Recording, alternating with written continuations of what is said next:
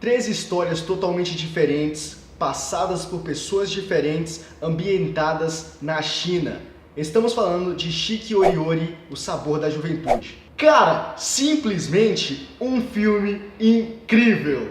Shiki Ori Ori, O Sabor da Juventude é um filme original Netflix que saiu esses dias e eu assisti e eu estou aqui para trazer a review sobre esse anime-filme que é simplesmente incrível. Então, sem mais delongas, vamos começar apresentando aqui Shiki Ori Ori. O filme ele é dividido em três histórias, tem mais ou menos 1 hora e 13 minutos de duração, e a primeira história é a do Xiao Ming. Eu acho que é assim que se fala o nome dele, e é sobre o passado dele, envolvendo várias lembranças positivas que, com o passar do tempo, elas foram se dissipando. Então, vamos abordar um pouquinho sobre isso. Na infância dele, principalmente com a avó, ele sempre comia um tal de macarrão bifum. Deve ser tipo uma iguaria lá da cidade que ele morava. Então, em muitas partes ali do filme, ele está demonstrando todo o sentimento de amor, todo o apreço que ele tem por esse macarrão bifum. E ele descreve cada sensação, como é o paladar, quando desce pela garganta, o sabor de cada ingrediente que está ali, o amor que é depositado na criação de cada macarrão e tudo mais. E ficou claro que ele gosta de macarrão. E ficou meio que eu tenho que prestar atenção no Xiao Ming ou no macarrão. Eu não sei direito o que eu tenho que fazer aqui. Mas então ele começa a crescer, a infância dele vai acabando, ele vai se tornando um jovem. E existiam alguns restaurantes, principalmente um que era de preferência dele, que ele sempre ia lá, olhava e comia lá, porque era muito bom. É o segundo lugar depois do que a avó dele fazia para ele. Com o passar do tempo, as coisas foram mudando, evoluindo talvez, e essas lojas elas foram fechando para a criação de outras e tudo mais, e acabou, por no final de tudo ser industrializado. Então não existia mais a criação do macarrão bifum feito por mãos e tudo mais, hoje era só máquinas. E ele sentia que mesmo que continuasse sendo macarrão bifum e tudo mais, era uma coisa boa, não era mais a mesma coisa. Então nessa história dele, ele era uma pessoa muito conservadora, ele focava nos ideais familiares e tudo mais, e em tudo que era feito por as mãos que depositavam amor na criação e tudo mais. E a gente viu que com o tempo essas coisas foram acabando, que é o que acontece na maioria das vezes, e o que sobra é apenas a nostalgia e a saudade. E então em um determinado dia ele recebe uma ligação dos seus pais dizendo que a avó dele estava muito mal. E eventualmente a avó dele acabou morrendo. Então fica aquela sensação de tristeza, mas a história do Xiao Ming mostrou que não foi uma história da qual ele tivesse algum arrependimento, talvez, mas que mesmo assim ele ainda tinha um sonho, ainda tinha uma certa ambição para concluir nos próximos anos da vida dele e tudo mais. Então essa primeira parte é a história do Xiao Ming. Nós chegamos agora na segunda parte do filme, que é a segunda história, que conta um pouco sobre a Yinlin, que é uma modelo que é um pouco narcisista, vamos dizer assim, e que se preocupa somente com status, com fama e pódio. Eu acho que ela pode entrar nessas categorias aí.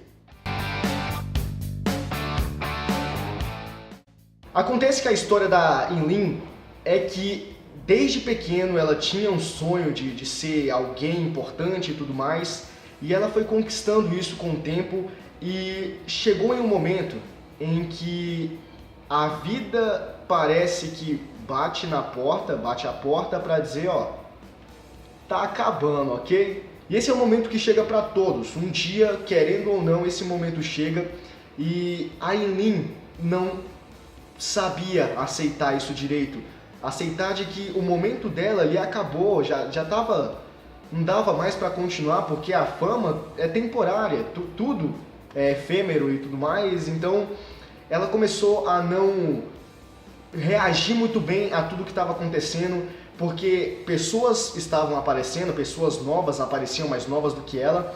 Então ela como modelo, era essencial, a prerrogativa de uma modelo é ter um corpo muito belo e tudo mais, e ela era muito alta, que isso foi uma característica que impulsionou ela para esse ramo aí, para essa esfera de trabalho. Até porque ela fala que no começo, quando ela narra, porque todas as histórias são narradas pelos próprios personagens. Então, tudo é contado em narração de primeira pessoa, que deixa uma coisa mais interessante, e eu acho muito bonito isso. E ela fala que ela só conseguiu tudo isso porque ela era muito alta. E se não fosse pela altura, ela não saberia o que fazer, porque não tinha mais vocação para nada. Então a altura ajudou ela. Só que o tempo passa, as coisas mudam e pessoas novas surgem. E a Aileen não conseguia muito bem lidar com isso.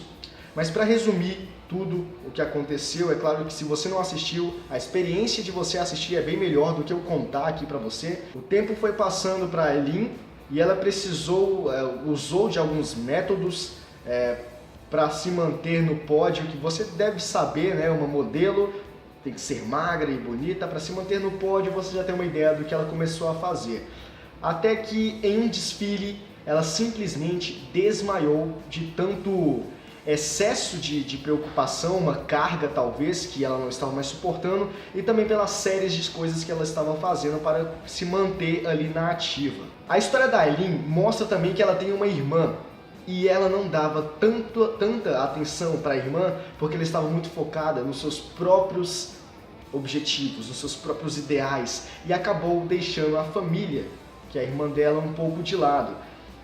E a ideia final, a ideia central da Aileen é que tudo vai passar um dia, mas a família vai permanecer, os amigos vão permanecer. E mesmo que você perca algumas coisas, você consegue conquistar outras com a ajuda de amigos e familiares. E você consegue até ser melhor, consegue fazer coisas melhores, ter coisas melhores do que você achava que tinha, quando você é ajudado por pessoas queridas. E essa é a segunda história de Shinki Oriori. E agora nós chegamos na última história desse filme maravilhoso, que é a história do Limo. Bom, aqui a gente vê uma história total de arrependimento desse garoto chamado Limo. E a gente vai entender o porquê. Eu vou tentar explicar a história dele sem contar as partes mais importantes e principais, porque como já supracitado, é melhor você assistir e ter a própria experiência, porque eu, quando estava assistindo, quando eu vi a história do Limo, eu fiquei, caraca, mano, era simplesmente incrível. Então, é muito bom você assistir pela primeira vez e não receber um spoiler, não é verdade? Bom, o Limo, ele, como todas as outras histórias, conta um pouco do passado dele, e ele sempre teve dois amigos que foram ao lado dele, que era o Pan e a Shaiyu. É algo do tipo, como é chinês, velho, é mais difícil. Quando é japonês é mais fácil de decorar, mas...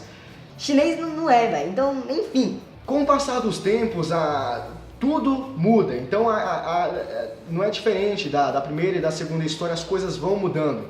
E em um determinado momento, essa garota, ela decide que vai entrar para um colégio muito bom e tudo mais. E ele começa a se sentir meio mal porque ela está indo embora. Ela vai para um colégio de elite que só os melhores, os mais inteligentes vão. E ele começa ele começa a pensar, ele para um pouquinho e pensa que ele também vai para esse colégio. Eu também vou para esse colégio, eu quero ser alguém. E a partir desse momento, ele se desliga de tudo para focar nos estudos e entrar nesse colégio também. E esse foi o erro do Limo, porque ele acabou esquecendo o mais importante. Ele acabou saindo de casa por conta disso, porque as pessoas atrapalhavam ele de estudar, de crescer e tudo mais. E então ele abandonou amigos, ele abandonou familiares, tudo isso para mostrar, para provar para alguém que ele tinha capacidade, que ele era capaz de fazer alguma coisa e que ele era grande. Então esse foi o erro do Limo. Nesse período que ele estava estudando, ele e essa garota trocavam fitas dizendo que o que você quer ser no futuro, aonde você se imagina, quais são as suas ambições, os seus planos. E ele sempre ouvia, até o momento em que ele decidiu se focar nos estudos e tudo mais, que ele abandonou todas as outras coisas.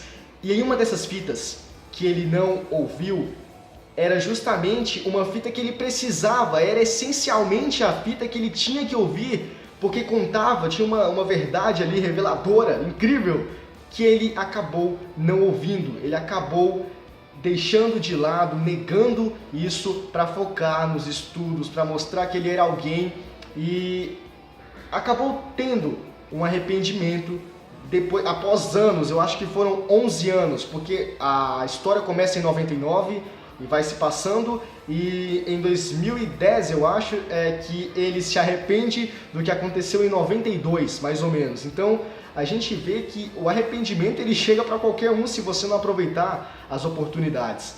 Só que no final as coisas se ajeitam, dá tudo certo e fica muito bom. Então assiste que você vai entender o que eu estou dizendo e é muito interessante. Bora lá, galera, para finalizar esse vídeo, a conclusão final. São histórias que parecem ali paralelas e de fato são paralelas, mas no fim todas as histórias, na verdade, têm uma centralidade específica. Todas elas têm uma lição de moral congruente uma com a outra. Todas são: não se arrependa, basicamente isso, não se arrependa de nada, e que todos ali tinham uma visão final. Cada um passou por suas situações de maneiras diferentes, com pensamentos ou perspectivas diferentes, mas no final todo mundo tinha uma visão do que queria alcançar após tudo isso. Após o arrependimento, todo mundo queria deixar o arrependimento de lado, esquecer isso e conquistar coisas novas, ou praticar coisas que antes não eram visíveis por conta dos seus egoísmos e tudo mais. Todo mundo tem um foco depois de tudo que aconteceu. E deixa a lição de moral que a gente tem que saber fazer todas as coisas, sim, temos que mostrar que somos bons, sim, mas temos que aproveitar as coisas mais importantes da vida, que às vezes, por conta de muitas coisas, parecem as coisas mais minimalistas, mas não são as coisas mais importantes que podemos ter nessa vida, que são família e amigos. Então essa é a centralidade da história de Shinkyoroi, o sabor da juventude. É mostrar que existe uma lição de moral por trás de cada história contada, por trás de cada personagem, de cada situação, de cada sentimento ali que eles expressam. Então tudo isso é contado, e se você tentar entender, você abrir um pouco ali a mente para tentar entender o que está acontecendo, simplesmente você vai sentir que tudo faz sentido em Shinkyoroi. Bom, galera, esse aqui foi o vídeo de hoje, espero que vocês tenham gostado. Se vocês gostaram, já sabe o que fazer, deixa o like no vídeo, se inscreve no canal e ative o sininho para não perder as próximas notificações, beleza? A gente se vê no próximo vídeo, é nóis, valeu, falou e tchau!